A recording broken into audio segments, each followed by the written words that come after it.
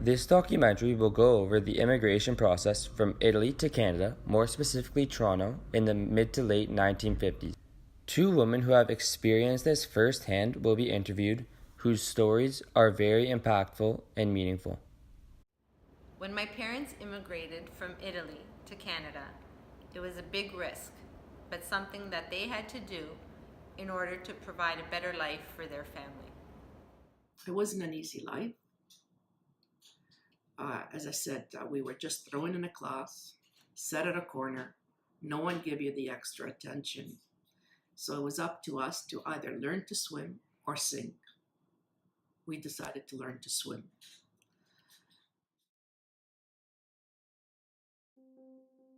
It was a hard life. Most of us um, didn't have it easy.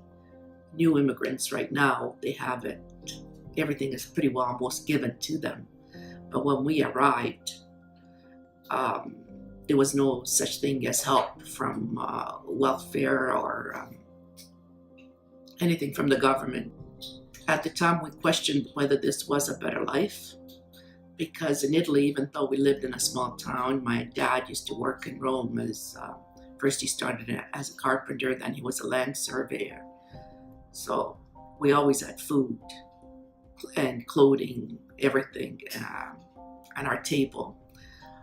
We had a roof over our head, plenty of land.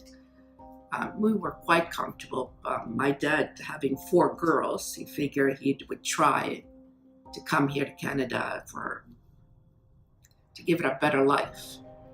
Let's put it this way, for more opportunities.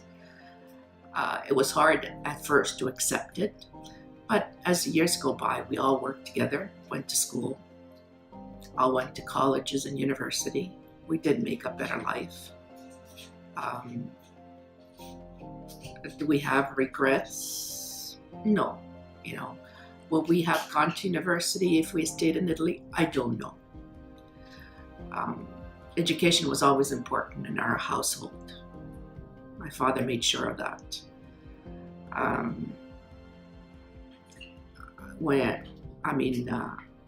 To me in those days, when I went to school as an immigrant, it was expected of you. If you were a boy, you went into mechanics or construction. If you were a girl, you went into secretarial work. Well, I kind of did not like that. I didn't like the office part, so I kept going on. And anyway, I went into teaching. I ended up into teaching. I taught for our school board for 37 years. Just retired for the last couple of years, and the last 10 years I served as an administrator. And when I look back at the new immigrants that were coming in as an administrator, and to see what we were giving them, all the extra help that they were getting, and they were still saying that they didn't get enough, it was kind of discerning, really. Because when we came, nothing was given to us. We had to work for it. And now that the government opens their arms to them, and they're still saying it's not right, it's not enough. I wish we had that kind of help. But there are no regrets, because we've done very well since then.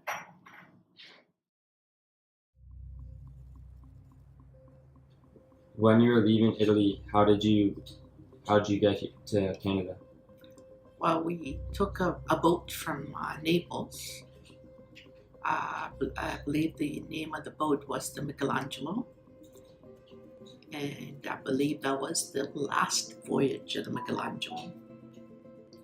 But before we got to Naples, I come from the region of Abruzzi.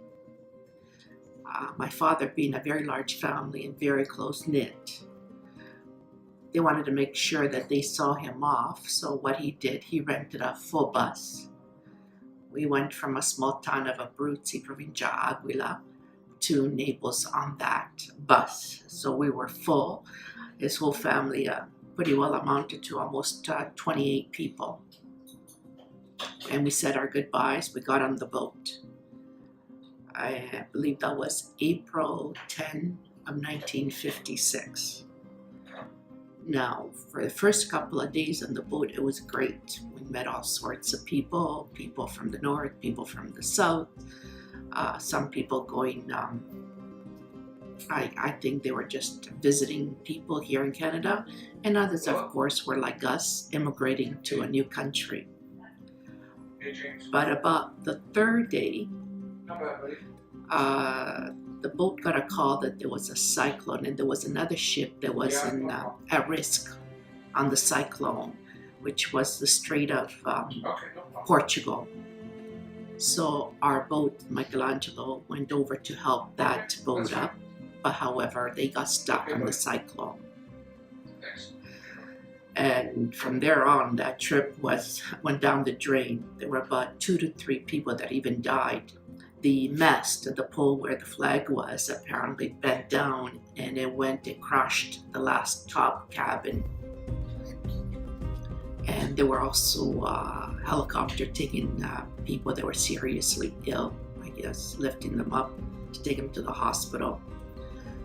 Well, a trip that was supposed to have taken a few days, a week, took over 10 days. When we arrived in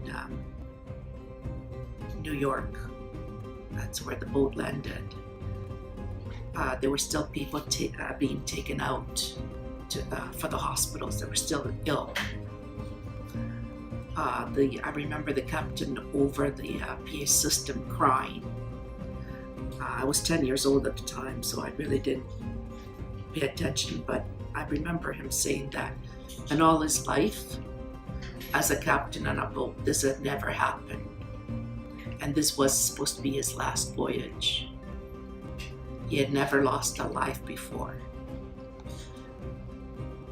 When you hear a captain crying, of course, a lot of people on the boat that were coming here for a brand new life, seeing what kind of a voyage, they thought this is an omen, what was going to happen in the new land. But anyway, when we were asked to leave, on the way out, every child, adult, was given a shopping bag full of food, the food that was not eaten, because people were too sick to go to the dining room.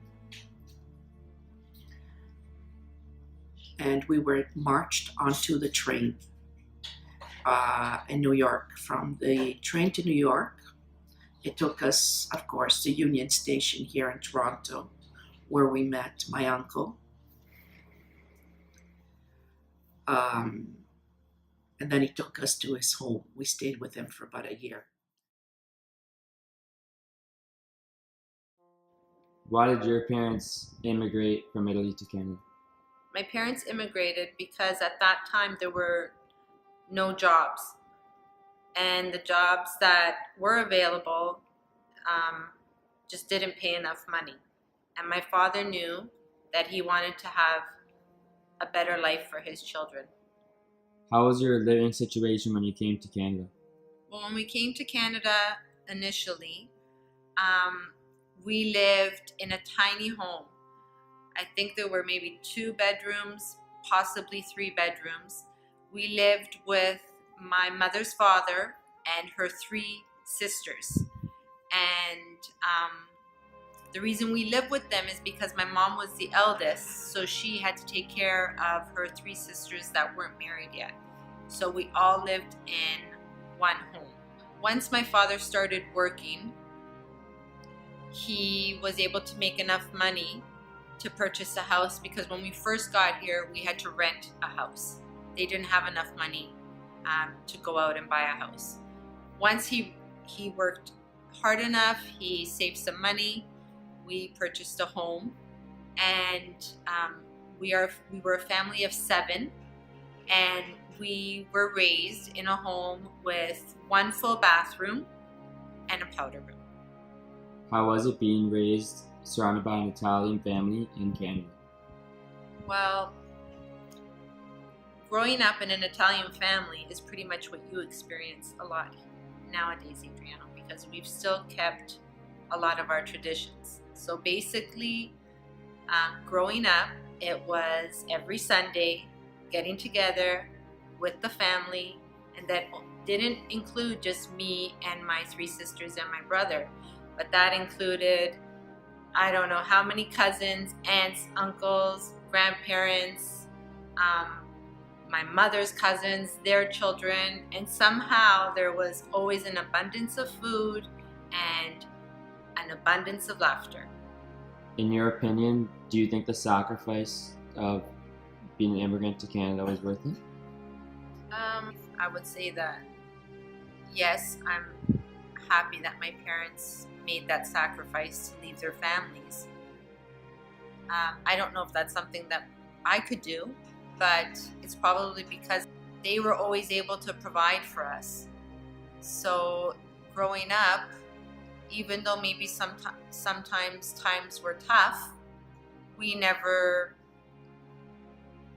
could never understand that because we always had food on the table and we always had clothes and we had a roof over our heads. So my parents always were able to provide that. My dad also felt that it was important for us to keep in contact with his family in Italy. And so he worked hard enough so that he could bring his family back to Italy to meet. So I had opportunities to go and meet my cousins and see where my parents came from. And also, was the sacrifice worth it? I would say yes, because I had a pretty good life growing up. And in turn, I was able to give our kids, or your dad and I were able to give you guys a great life as well. And hopefully one day, Adriano, you'll realize what it means to be a father and what it means to make sacrifices in life and work hard so that you can provide a great life for your children.